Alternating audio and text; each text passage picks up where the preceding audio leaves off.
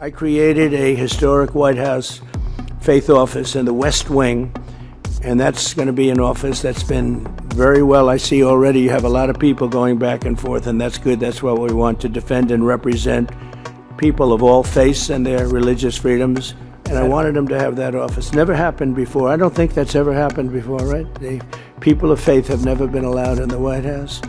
We'll probably be sued tomorrow because they're going to say church. I created a historic White House faith office in the West Wing, and that's going to be an office that's been very well. I see already you have a lot of people going back and forth, and that's good. That's what we want, to defend and represent people of all faiths and their religious freedoms at home and abroad. But they're coming, it's probably doubled the action in the White House. It's been amazing to watch and beautiful to watch. The White House can handle it. This important office will work to protect vulnerable women and children, strengthen the American family, promote the dignity of work and choice in education. And people that are in trouble can come in and they take care of them.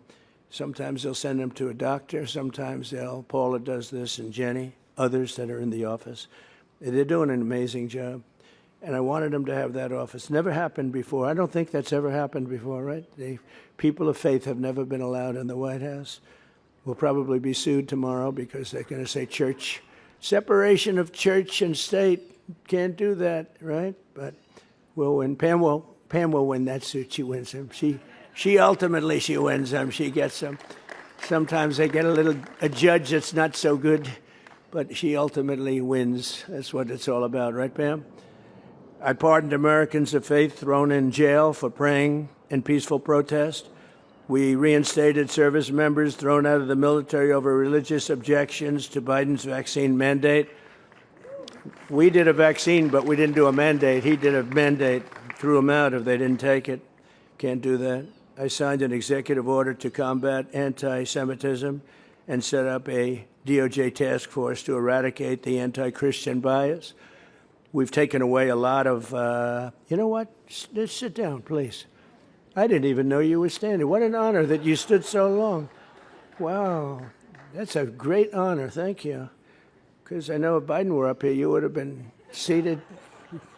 You might have never stood up. No, that's a great honor. I didn't realize it. I signed an executive order to combat anti-Semitism. It's a big thing, a big thing.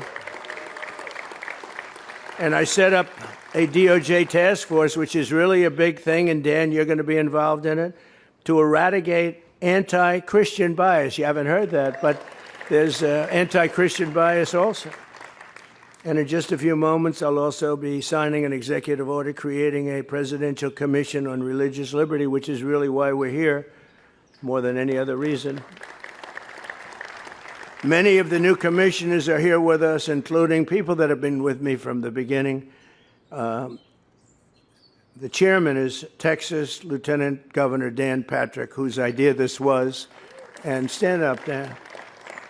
What a great guy. What a great political person. He's an amazing politician, Lieutenant Governor, and he's a man of great religion. Thank you very much, Dan. Subscribe to Oneindia and never miss an update.